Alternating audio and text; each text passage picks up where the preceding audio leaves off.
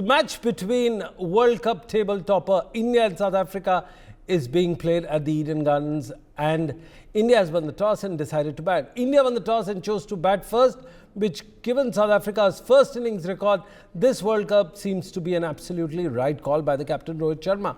Early breakthrough from Kasika Rabada and Keshav Maharaj saw Virat Kohli beginning his tryst with destiny earlier than he would have liked. The chase master chasing that elusive 49th ODI century on his birthday. Will he get it? It's still a question. Well, Keshav Maharaj has an impressive spell where he's conceded no boundaries and has definitely been a highlight for South Africa bowling. Shreyas Iyer meanwhile scored a nifty inning to keep India's run rate ahead. And right now, we are joined by four eminent guests.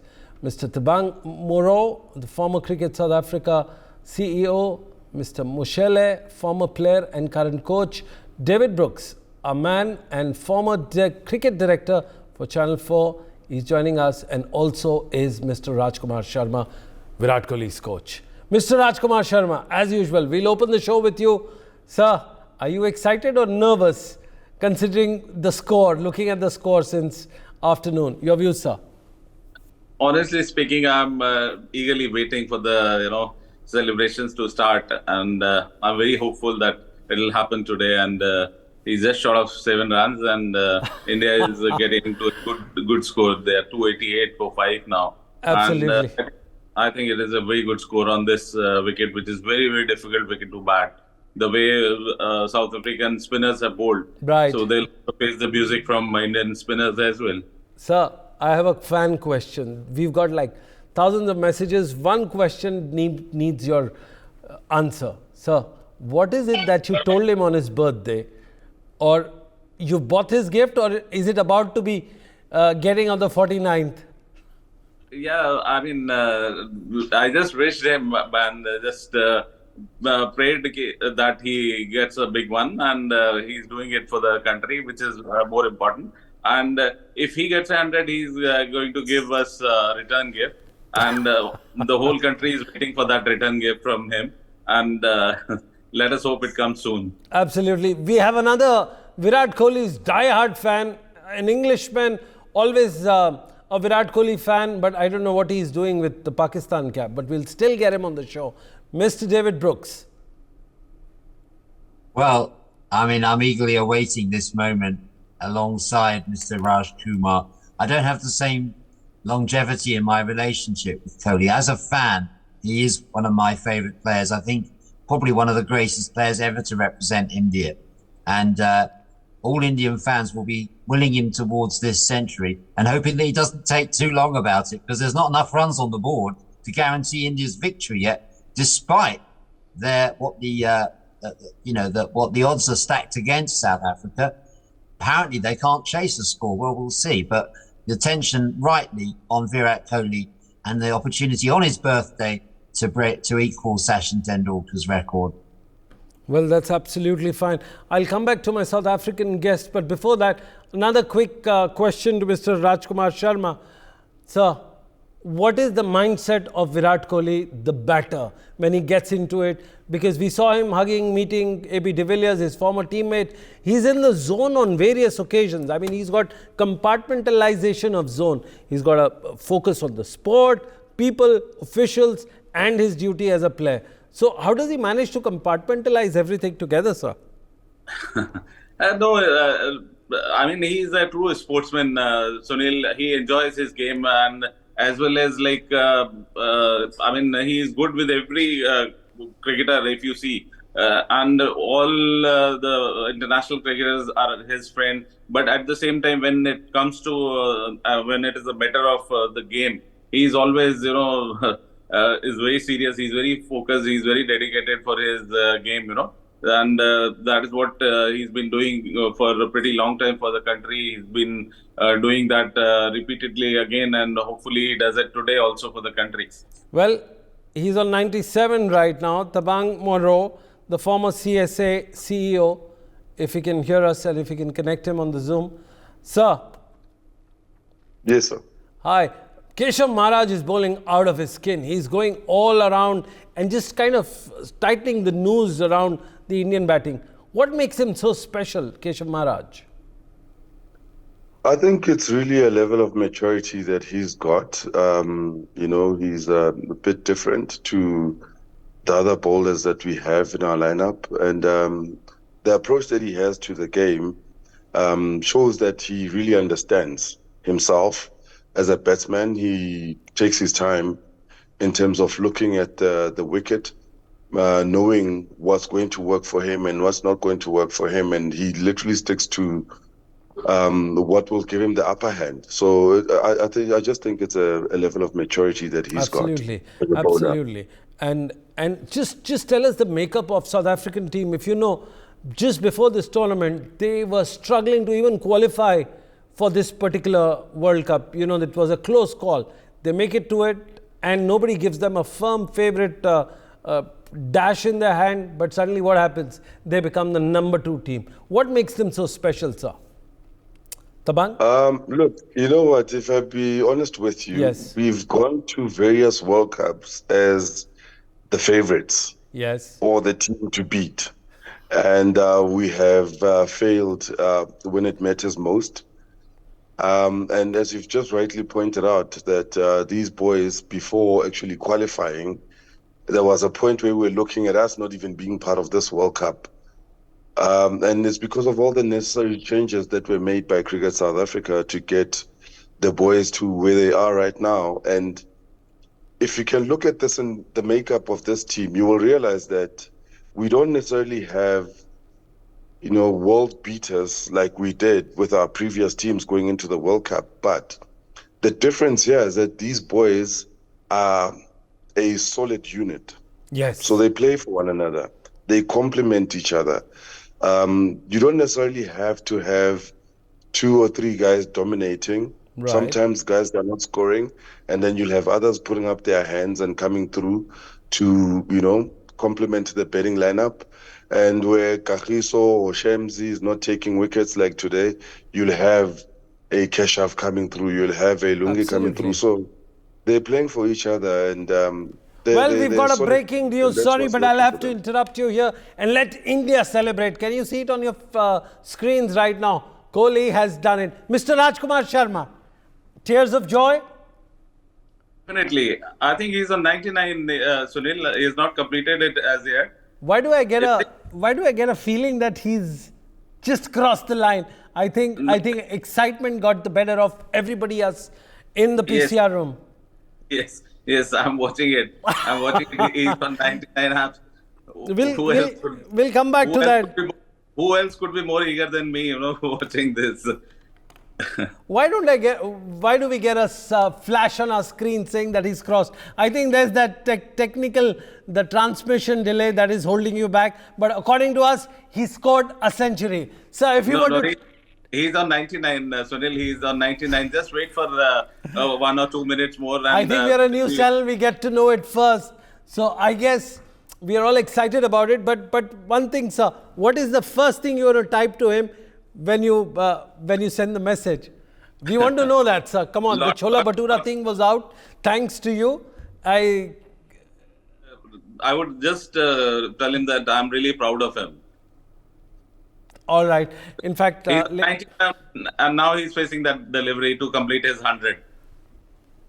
Well, very rarely you find a news channel turning into a sports channel where it gives you a live commentary of what's happening. He's still on 99.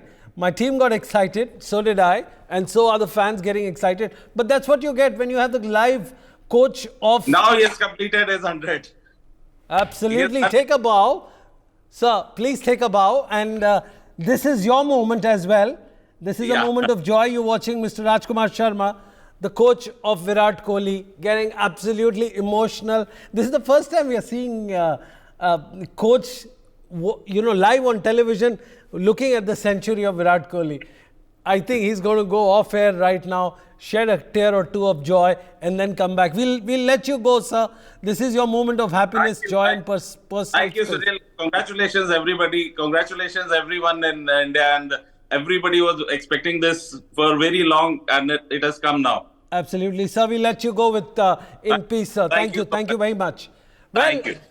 David Brooks, your favorite player in this world in the last 4 decades has scored. What do you make of his inning? Well, first of all, we didn't have to wait as long as we did for Sachin to get to his landmarks. And that, I think, makes the point that Virat Kohli is a team man, you see. So he's not so bogged down in his personal landmarks. But what a player that's appreciated all over the world, maybe more so than he is in India. Yes, we'll venerate him after he retires, but there's a long way to go. He's so fit. We heard today that his wife has just got recruited a running coach for him. So he's now running for fun. And that's why at 35 years old, you might as well, he could be 25 with his fitness and his commitment. He is a sportsman who lights up this wonderful game of cricket, and he's lit up the tournament. His longevity, and I love the way that the joy he takes from his teammates' achievements as well. A real team man, a great batsman, and I'm delighted for him and thrilled for Mr. Raj Kumar. And it says a lot about the man that he's kept that association with Mr. Raj Kumar over, 4 or 5 decades now. And that says a lot about the man, his loyalty, his dedication, and his longevity. At one stage, I'm going to go, David, just keep hanging there. We'll come back to you with more of Virat Kohli's pearls about this particular inning. But I'd like to introduce another guest on the show right now. David, there seems to be some technical problems right now. But let me ask you one more thing. Were you worried when the second power play got the spinners in and Virat Kohli and Shreyas Iyer slowed down their batting? Your views on that? And then we get to our close.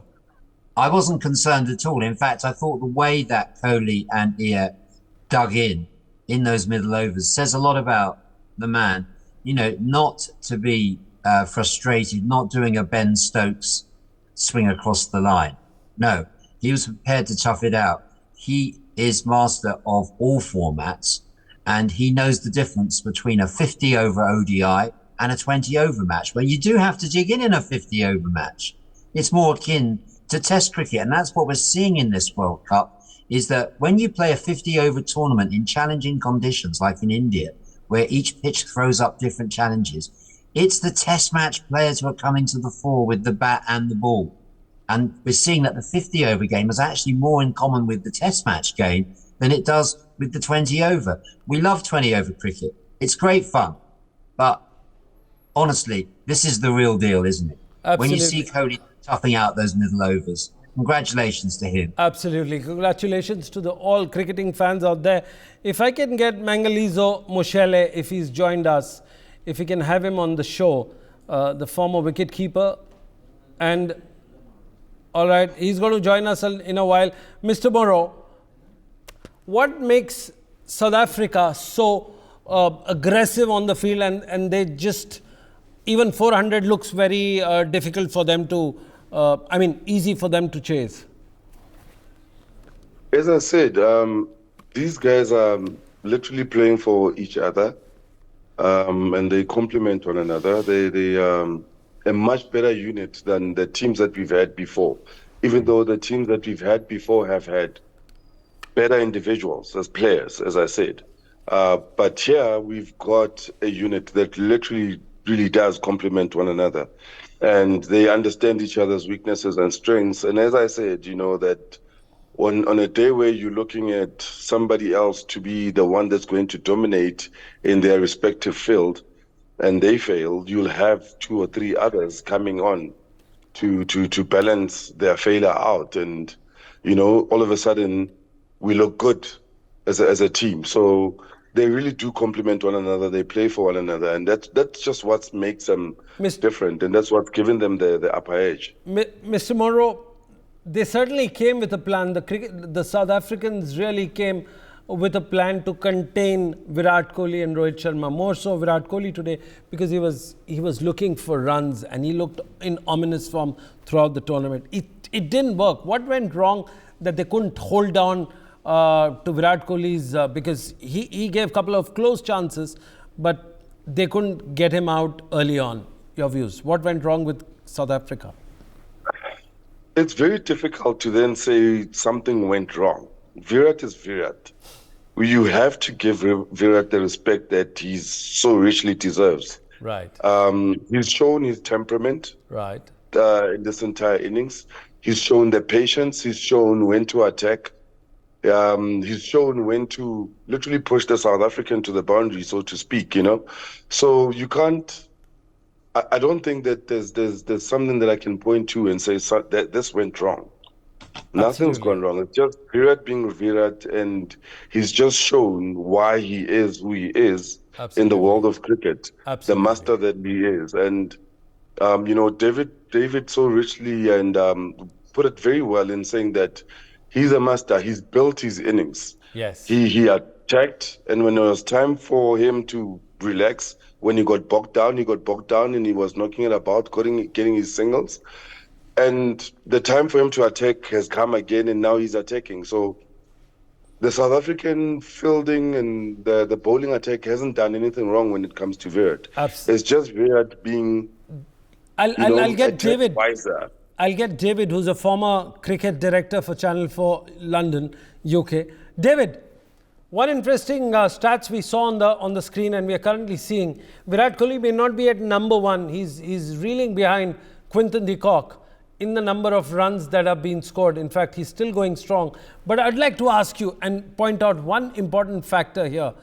Despite 500 and odd runs by Quinton de Kock and Virat Kohli at somewhere at 450 when he started off, he still contributed at 26% of the team's total as compared to 24% by Quinton de Kock. Now, is that what it makes even more interesting, his achievement even more gratifying for you as a cricket watcher, as a cricket lover and a cricket fan? David, very quickly.